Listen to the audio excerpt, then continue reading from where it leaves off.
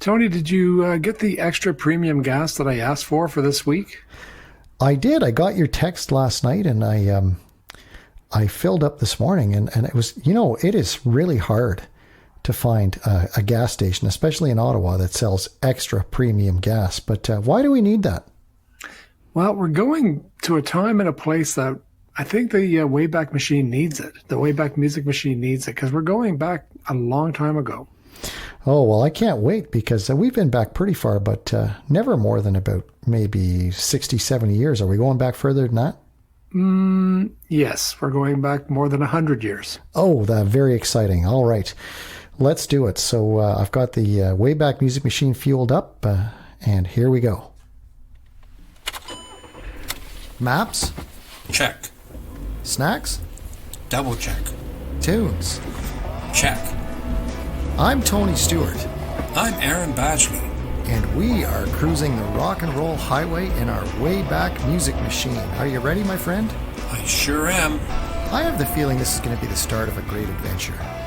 Kind of a magical mystery tour. Somehow I knew you were going to say that.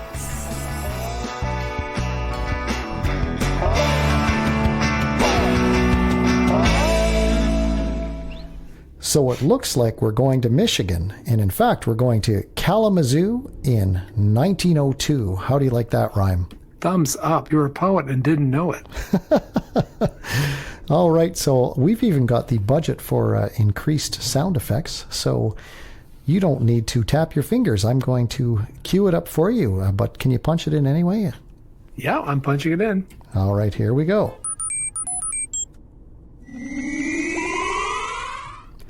Oh, man, I forgot that they only have dirt roads in 1902. And Tony, watch out for the horse. The horse. Oh, whew, that was close. I certainly want to make sure that people know that no animals were harmed in the recording of this episode. The car, I don't know, but the animals are fine. Well, the extra premium fuel held up. So here we are, Kalamazoo, Michigan, 1902. And actually, this has a direct impact on rock and roll history. All joking aside, this was the day, October 10th, 1902, that the Gibson mandolin/guitar company was formed. And, Gibson, of course, went on to produce some of the finest electric guitars. And their first one was the ES-150 in 1936. And in 1946, they introduced a model called the P90, which had a single coil pickup. And eventually, the one that is prized by all collectors, the Les Paul model, made in 1952. And what an impact that had on rock and roll history.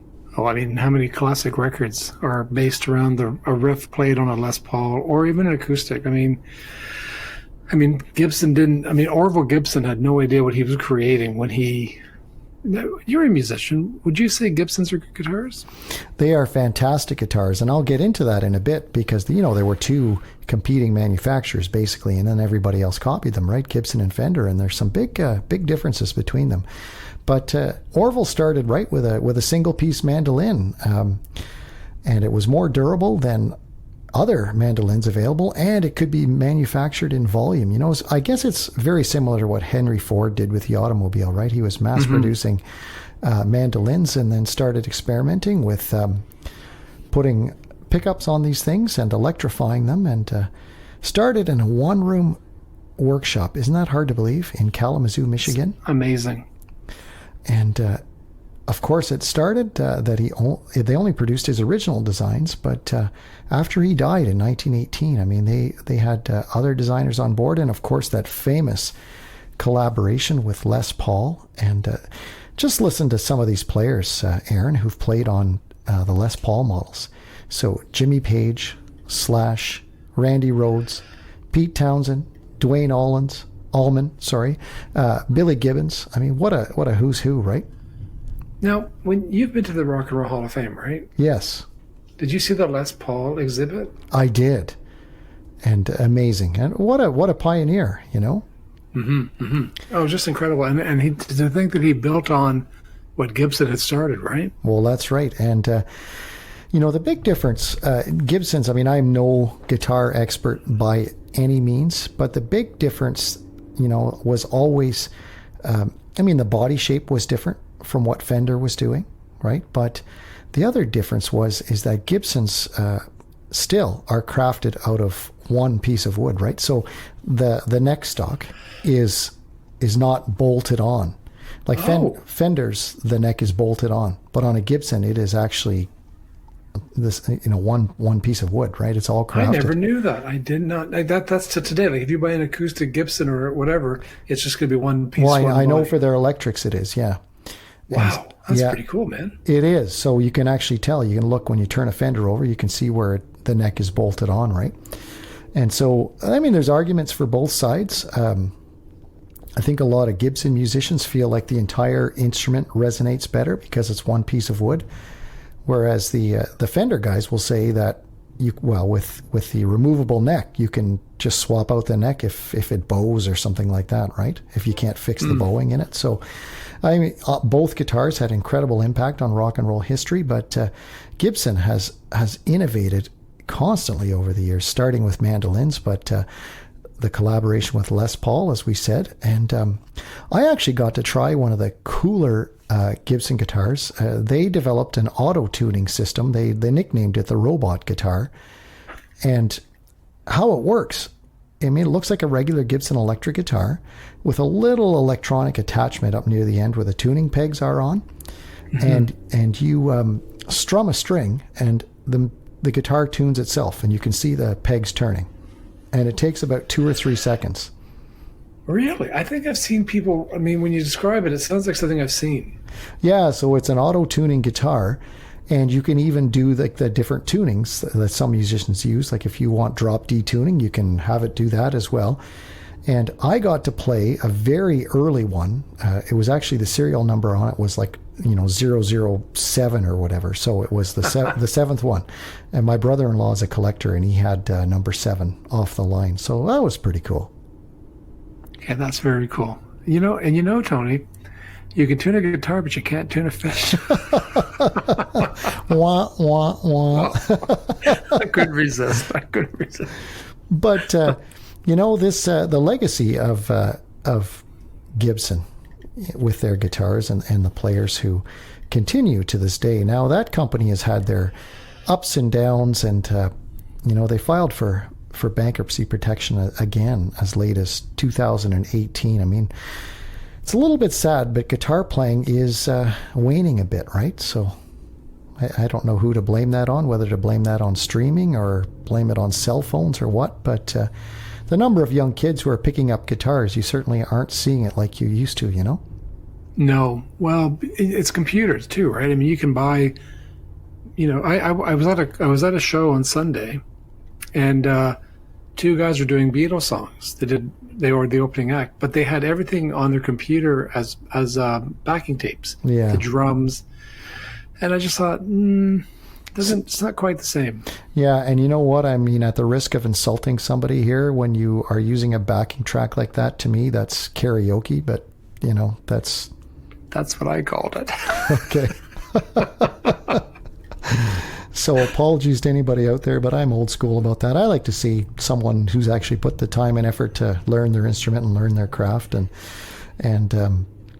but it is there are less and less kids playing guitar, and hopefully that trend will change, because there is a demand for all things retro. So maybe the guitar will be looked at as retro in a little while, and kids will pick it up again, But there were a lot of copycats of Gibson too, right? I mean, you sometimes you'll see a guitar, you go, well, that's a Gibson, but really it's not. Yeah, Gibson, tons of companies have copied their body style. And originally they only manufactured under the Gibson name, but then they licensed it out. There's a company called Epiphone, which, it's like a cheaper version of Gibson. And I actually bought an Epiphone for my son when he started guitar lessons, but... both my girls have one, yeah. Yeah, and Gibson bought them out, and I mean, they bought a bunch of guitar companies, but for sure, there's all kinds of different brand names, but there's that body style that it's a Gibson, yep. Now, I'm very curious, Aaron. Back in 1902, I have a sneaking suspicion that you must have found some charts. So what kind of charts did you find for then? Really old charts and really interesting things, Tony. So I can't wait. And I'm... you and I share a lot in common. We have a lot of the similar tastes and viewpoints, and both of us share a passion for history, right? Yes. So it's interesting that in 1902, Bill Bailey, Won't You Come Home was a brand new song. And it was a previous number one. It was number 5 by a guy named Huey Cannon. Now, Huey was a smart guy. In 1903, he released a song called "I Wonder Why Bill Bailey Hasn't Come or Won't Come Home." Smart guy. Number 4 was John Sousa and his band with Jack Tar March. Yeah, the March King, John Philip Sousa. Yep. Yeah, but it was him. Just floors me. Number 3 was I love this song and I love the title, "The Beer That Made Milwaukee Famous" by Dan Quinn. Now this was released only on an Edison cylinder. You know those old things, folks, where they, yeah. Oh wow. And number 2 and 1 was the same song by different artists, which is okay. It's a song called "The Mansion of Aching Hearts," which sounds like a Hank Williams title. Yeah. Number 2 is by Byron G. Harlan. And number 1 was Harry McDonough. And both of those were single-sided 78s. In other words, just you had the A side, nothing on the B side. Now, who was tracking charts back then? Was it Billboard. It was still Billboard, back then. Billboard started off tracking circuses. Yeah. But by 1902, when there's, by early 1900s, 1899, sheet music was selling, and I mean that's how these are combined, sheet music and record sales, right? So, and they started looking at the Edison discs. I don't know if I ever told you this, but I've got one of the original Edison 10-inch discs that was a precursor to 78s, and it's got the French national anthem on one side and the Russian national anthem on the other side. Oh, that's very, very cool. Yeah. And you were saying number 5 was Bill Bailey, Won't You Please Come Home, right? Yeah. I think I told you what I saw a little while ago. I saw a video of a screen test by Anne Margaret singing Bill Bailey, Won't You Please Come Home, and dancing along with it. It was fantastic.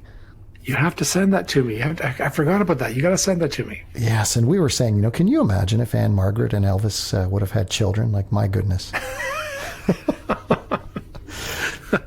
They would have taken over the world. Oh, my goodness. Talk about two beautiful people.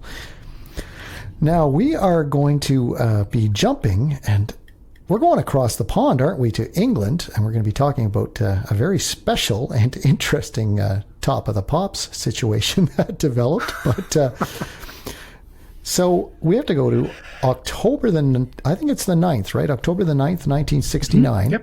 Yep. All right, let's do it. So let's jump across the pond. Here we go.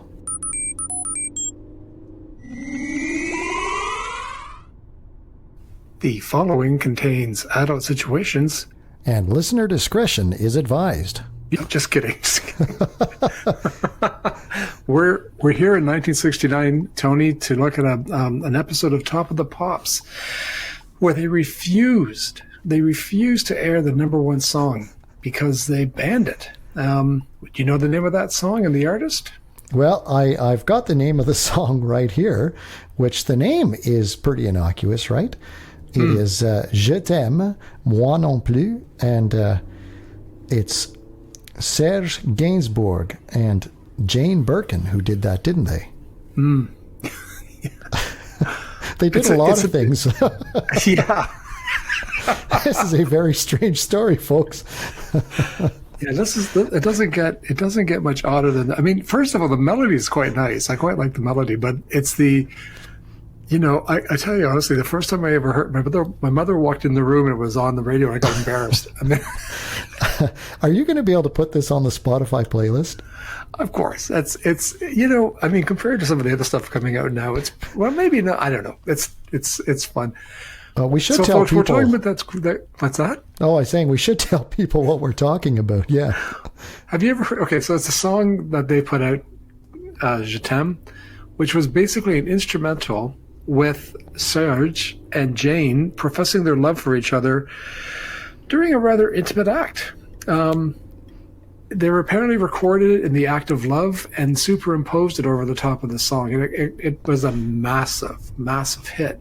Although the record company, and your notes, Tony, they actually dropped it, didn't they? They dropped it because of the stir in Britain, right? And but it went all the way to number 2, didn't it? I laughed actually in your notes where you said it was the first French language. What words? I'm just asking, what words are actually in the song? Yeah, no kidding, eh? But it was what a story, right? Let's just record ourselves having sex and let's splice it in and just give it that extra je ne sais quoi. Ooh, very nice. Very nice. Well, I would love to hear the original version with Brigitte Bardot. Yes, yes. So there's 2 Beatle connections. Okay. You want the Beatle connections? Yeah. Okay. Jane Birkin starred in a film in '68 called Wonderwall, which George Harrison wrote the music for, and was the first solo Beatle album to come out, called Wonderwall Music by George Harrison in 1968. But even more interesting is that Gainsbourg and Birkin had a daughter named Charlotte, who put an album out 3 years ago, and Paul McCartney wrote a song for her to sing on that album, and he actually plays every instrument on the song except vocals, and she did the vocals. Oh, wow. That's a very cool Beatles connection. But this is one of the stranger stories we've ever done on this show, I think. I'm finding myself at a loss for words about this one a little bit, to be honest, and that doesn't happen to me very often. I just find that, I mean, it's really, again, what do you think of the song itself? Like, what's your opinion of the song? Well, the song itself is fine, but I wonder what was going through their minds. They had to predict that, maybe it was attention seeking, I'm not sure, but they had to know that it was going to get dropped or there were going to be some kind of consequences or getting it banned, right? Yeah, they can't be that naive. I mean, Gainsbourg was saying the music is very pure, but it is. I mean, it's a very beautiful melody. Absolutely. But it's the vocals that kind of just, distract you, I guess you could say, right? Well, you know what? And people are going to have to listen to it on our Spotify playlist. Now, this is going to be the highest rated Spotify playlist that we've ever put out. You watch. Well, and then it made me think, too, there's 2 other records that came out after it that I thought were kind of in the same vein. One was a Montreal group called The Bells, and they did a song called Stay a While. Do you remember that song? I don't, but I'm guessing that they were probably wearing nothing but bells, or what? Is that? Well, it's Montreal, right? And the other one was Donna Summer's song that was banned in the UK as well, Love to Love You Baby, which sounded pretty erotic at the time, right? That's right. And that's a great song. Oh, I love it. I mean, I think she was, and she disowned it later in life when she became a born again Christian. She was like, oh, no, that song is wrong. No, it's right, and it's perfect for that. It was great. It was one of the few disco songs that I can say I loved. Yeah, well, exactly. It fit the time perfectly, right? The time period that it came from. And now, other than songs with sex for their backing tracks, what was on the charts this week? There was Debbie Does. No, just kidding. Bee Gees for the song that, you know what, I listened to when I was putting together the playlist, and I forgot how good it is. It's a song called Don't Forget to Remember. This is the UK top 5, by the way. This isn't the American, so there might be some weird stuff here. So number 5 was the Bee Gees. Number 4 was Johnny Cash, A Boy Named Sue. Which is an number all-time 3 great at this song. time, it was going up the charts. Next week it would be number 2, was Jane Birkin and Serge Gainsbourg. Je t'aime, moi non plus. How's that for my French? I'll give you an E for effort, or whatever they call it. E for effort, exactly. Number 2, I love this, Bobby Gentry. Now, she only had one hit in North America, Ode to Billy Joel. Billy Joe. Not Billy Joel, Billy Joe. But she had a number of hits in the UK, and this was a big hit, I'll Never Fall in Love Again. And number 1 was CCR, Creedence Clearwater Revival, with Bad Moon Rising. The same week in America, the number 1 song was an equally controversial song, Sugar Sugar by the Archies. Yeah. And I just have to tell you a quick story. Is that number 12 this week is a song called Hare Krishna Mantra, which was on Apple Records, produced by George Harrison by the Radha Krishna Temple. And when they asked George Harrison, "This song's number 12, do you think it'll go top 10, number 1? It'll go higher than number 1, he said. Okay. It made it to number 11, by the way, just in case you're wondering. But anyways, it was a big hit in the UK. Wow. So I think next, Aaron, we are heading to 1979, October the 10th in Los Angeles. So we've been all over the place today, from Kalamazoo to London to LA. But let's take a trip back across the pond and see what we're talking about. Sounds good. Do you see why we needed the extra quality cast? I absolutely do. And I'm glad I listened.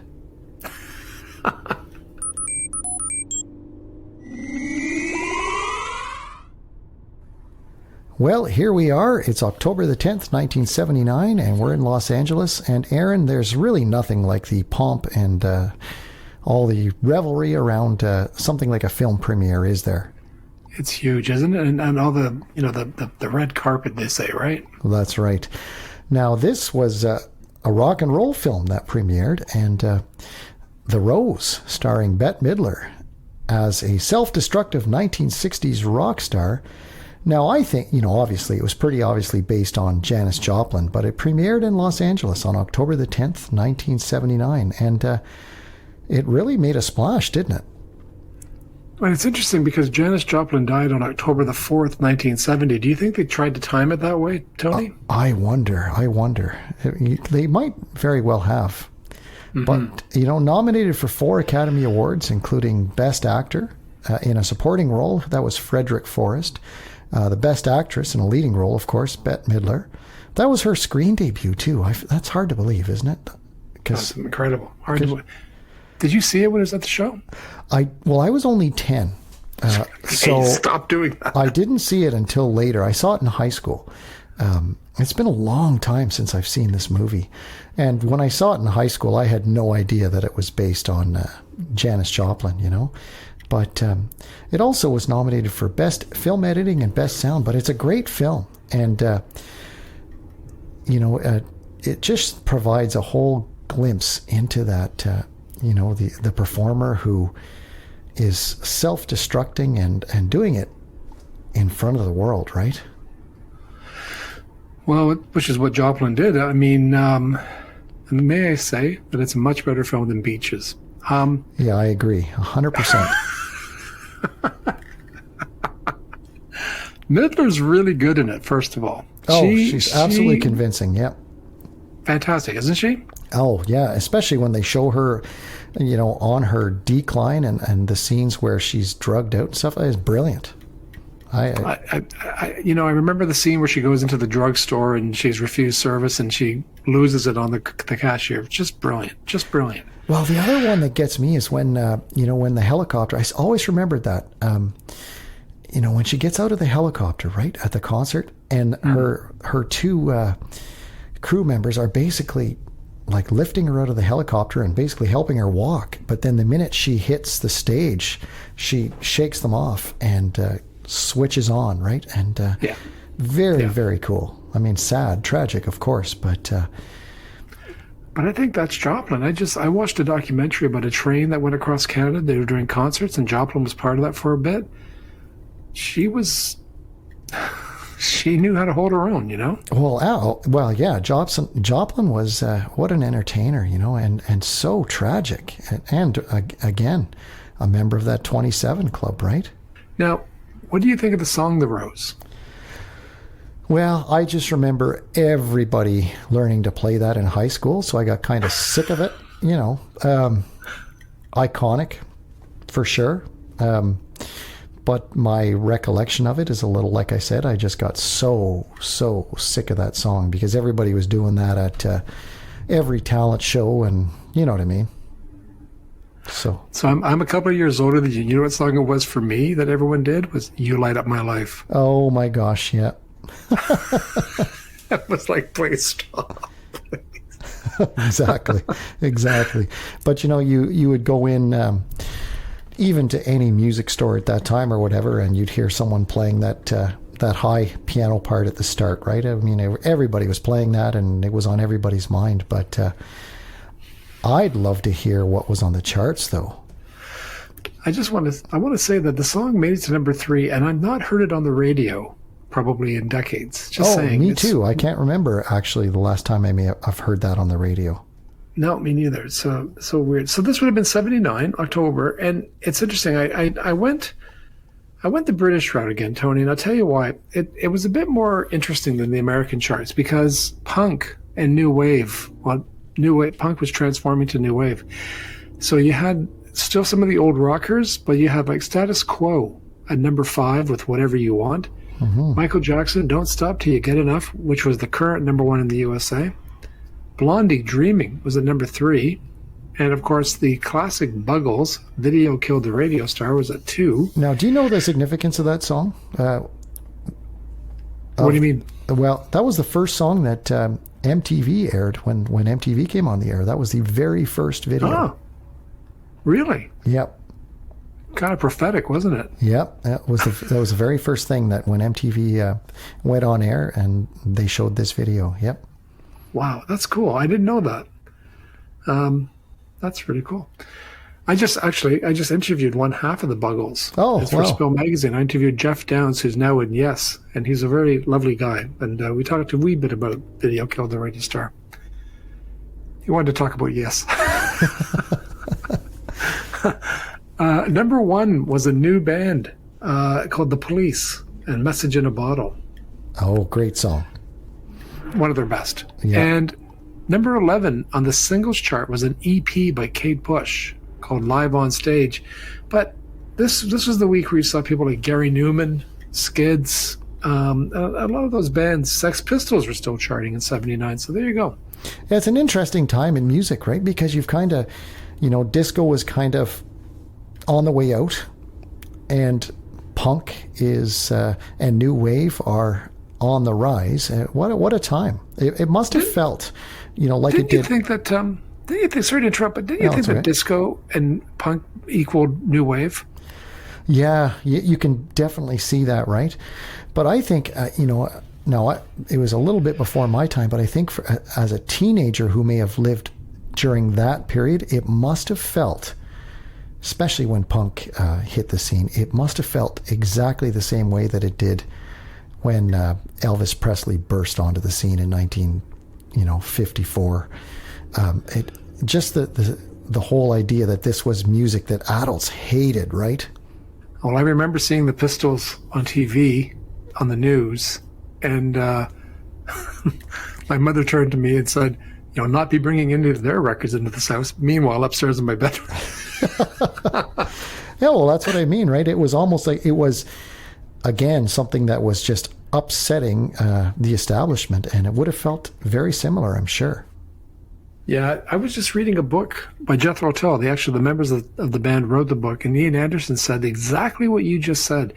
Was he had the same feeling when he heard the Pistols that he did when he heard, Elvis and Eddie Cochran and all that, because he said just everything you knew got flipped over on its head, right? Yeah. Well, that's a pretty interesting chart, and like you say, there's quite a mix in there.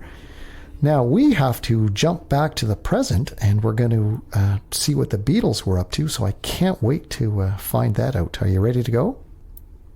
Talk about the Beatles? Me? Always. All right, let's do it.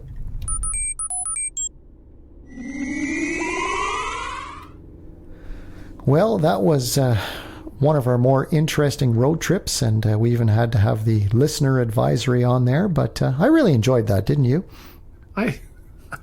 And folks, we're just kidding about the listener advisory. That was just a bit of fun. But yeah, I enjoyed that tremendously. I liked going back to 1902. Yeah, me too. And thank goodness we swerved out of the way of that horse in time. That I would have felt terrible. And we missed the road apples too, which is even more important. And speaking of apples, what a segue, eh? Look at that. Let's go apples to Apple Records to the Beatles. What were the Beatles up to? Shall I cue up Rick's music and find out? Sure. Okay, here we go.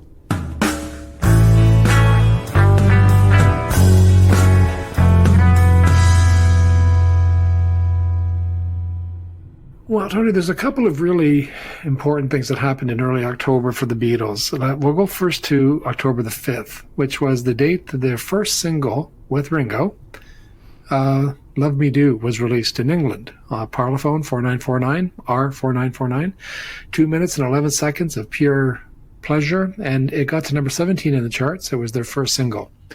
I always joke with my brother because it's his birthday, and I always say the Beatles are much more important than his birthday. It's a true story. So yeah, that was the first official Beatle record. We know they had recorded some stuff prior with Tony Sheridan, but this was the Beatles, produced by George Martin, October 5th, 1962, which makes, that's what? That's how many years ago, Tony? 60? 60, yes. Almost 60 years, right? Yeah, 59 and change right now. It'll be 60 years next year. That's amazing. Wow, that's just mind-boggling. The other important date is October 9th, which is John Lennon's birthday, 1940. He was born. John Winston Lennon, Winston after, of course, the teddy bear. No, Winston Churchill. And yeah, he was born in Liverpool, and that was the start. I mean, who knows what would have happened without John and being born that day. So two really important dates. There was a lot of other stuff, too. Well, there was. That was going on. Right. Like there was, on what would have been his 45th birthday, they dedicated Strawberry Fields in Central Park, didn't they? Yeah. Have you ever been there? I have. I've been there a few times, and with band trips with the kids, and that was always one of the highlights. And I would always explain to them, that there's John's place, like right across the street. There's the Dakota Arms, right? And would talk about how the shooting played out and stuff, and they were fascinated by that. And Strawberry Fields, all of them said that was probably the highlight of their trip. It's funny. My daughter Linda, who lives in New York, when she first year there, she went to Strawberry Fields on October the 9th. Just thinking that, she said there was like 200 people there, 300 people, and a lot of people with guitars, and they were singing Lennon songs, and she said it was actually very chilling. It's very emotional, but she was glad she did it. So I wonder if this year they'll do the same thing. Yeah, I wonder that. We had on one of our trips there, we had someone there tell us that Yoko had just walked by about 2 or 3 minutes earlier. Oh, no way! Which that would have been awesome. I mean, I wish I had seen that. But that would have been cool. Yeah, very cool. So that's what was happening in the land of Beatles. As I say, two very important landmark days. Oh, absolutely. And what a trip. This was our 26th road trip, so we're on our second set of 25, working towards 50. Can't wait, but had a great time this week, Aaron, and look forward to doing this again next week. I do too. I think, it's just so good to do, and just we're finding new and different things that we can talk about that we haven't talked about before. So and that makes us learn too, right? So it's really cool. Well, that's right. And of course, before I drop Aaron off here, I'd like to thank you, the listener. Please, if you feel like our show is worth sharing, don't hesitate to do that, or tell a friend or two. And by all means, we love that. If you've got feedback for us, let us know. We respond to everything, and we love getting mail, emails, or comments on social media. So please do that. But here we are, Aaron. We're at your place. So have a great week, my friend. The best thing about these things is I get to spend some time with you, Tony. Wonderful time, wonderful trip. So thank you very much for driving. Well, thanks. And thanks for the tip about the extra premium gas. That saved our bacon, I think, and saved a horse. All right. See you later. Music for today's episode of the Wayback Music Machine podcast was written by Rick Denny. The show notes, chart selection, and Spotify playlist were created by Aaron Badgley. And the artwork, recording, editing, and sound production was done by Tony Stewart. If you enjoyed today's episode, please be sure to tell a friend or two. And don't forget to click follow or subscribe on your favorite podcast player to get the latest episodes automatically. And we'd love it if you would leave us a review. You can also engage with the show by going on our website and leaving us a voicemail. We may even play your voicemail on an upcoming episode. Thanks for taking this road trip with us, and we'll see you next time on the Wayback Music Machine podcast. Hey, turn the radio up. I love this song.